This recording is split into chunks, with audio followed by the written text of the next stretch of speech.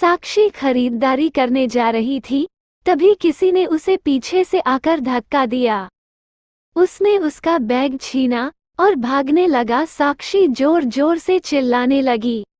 जासूस मेहुल उस समय पास में ही था। साक्षी की चीख सुनकर वो चोर का पीछा करने लगा। मेहुल ने चोर का एक कैफे तक पीछा किया। कैफे में घुसते ही मेहुल को साक्षी का बैग फर्श पर दिखाई देता है।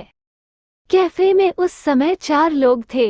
इन चारों को देखकर क्या बता सकते हैं इनमें से कौन चोर है? आपके पास 5 सेकंड हैं, कमेंट करके बताइए।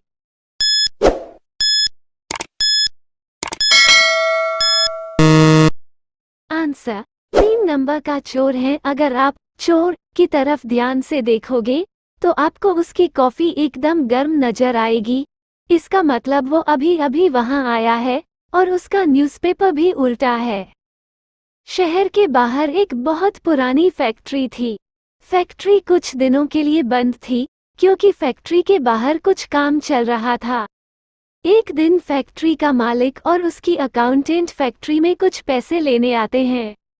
तभी कुछ लुटेरे फैक्ट्री में आते हैं और गन दिखाकर सब कुछ लूट कर ले जाते हैं। मालिक तुरंत जासूस मेहुल को बुलाता है और सारी कहानी बताता है। Scene number 1। Scene number 2। क्या आप कमरे के चारों तरफ देखकर बता सकते हैं कि डकैती सही में हुई है या झूठ है? आपके पास 5 सेकंड हैं, कमेंट करके बताइए।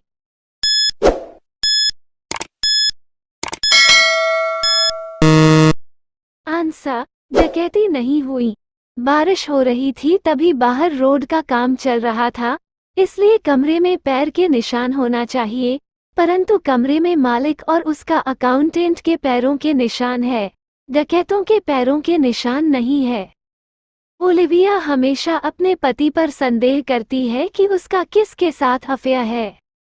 एक दिन वो उसका रेस्टोरेंट तक पीछा करती है। अंदर जाने पर वह देखती है कि उसका पति किसी लड़की के साथ बैठा है, पर लड़की की पीठ उसकी तरफ होने की वजह से उसका चेहरा नहीं देख पाती। उसका पति रेस्टोरेंट से बाहर निकलता है तो ओलिविया छुप जाती है। रेस्टोरेंट के अंदर जाने पर ओलिविया को 3 लड़कियां नजर आती है जो उसके पति के साथ बैठी लड़की के समान है। तीनों लड़कियों को देखने के बाद क्या बता सकते हैं कि वो लड़की कौन है जो उसके पति के साथ थी? आपके पास 5 सेकंड हैं, कमेंट करके बताइए।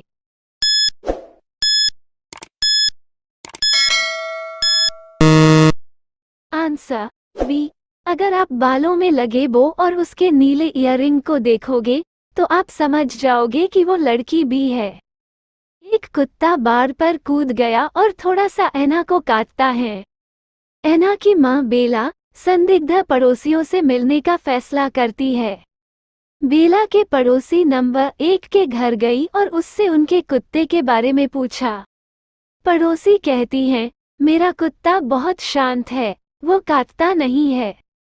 बेला पड़ोसी नंबर 2 के घर गई और उससे उनके कुत्ते के बारे में पूछा। पड़ोसी नंबर 2 कहता है, मेरे पास कोई कुत्ता नहीं है। बेला के पड़ोसी नंबर 3 के घर गई और उससे उनके कुत्ते के बारे में पूछा। पड़ोसी नंबर 3 कहती हैं, मेरा डॉग बाड़ पर कूदने के लिए बहुत छोटा है। उनमें से एक झूठ बोल रहा है। क्या आप अनुमान लगा सकते हैं कि वो किसका कुत्ता था? आपके पास 5 सेकंड हैं, कमेंट करके बताइए।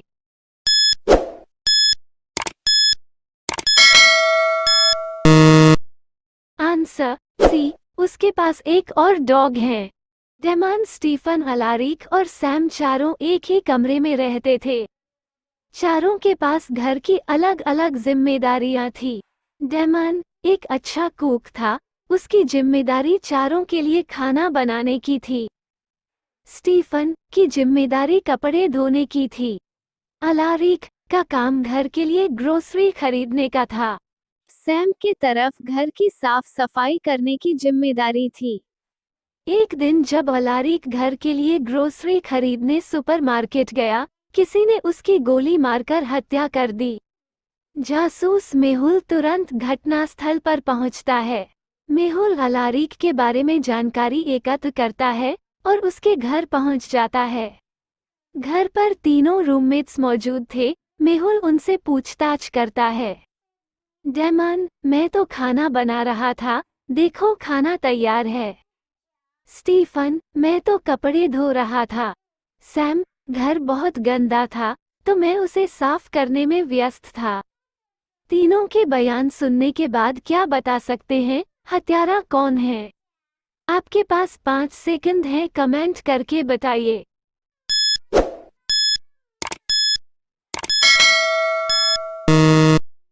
आंसर बी, क्योंकि अगर आप डेमन का बनाया खाना देखोगे तो उसने 3 लोगों का ही खाना बनाया था, क्योंकि उसे मालूम था अलारिक वापस आने वाला नहीं है, इसीलिए वही हत्यारा है।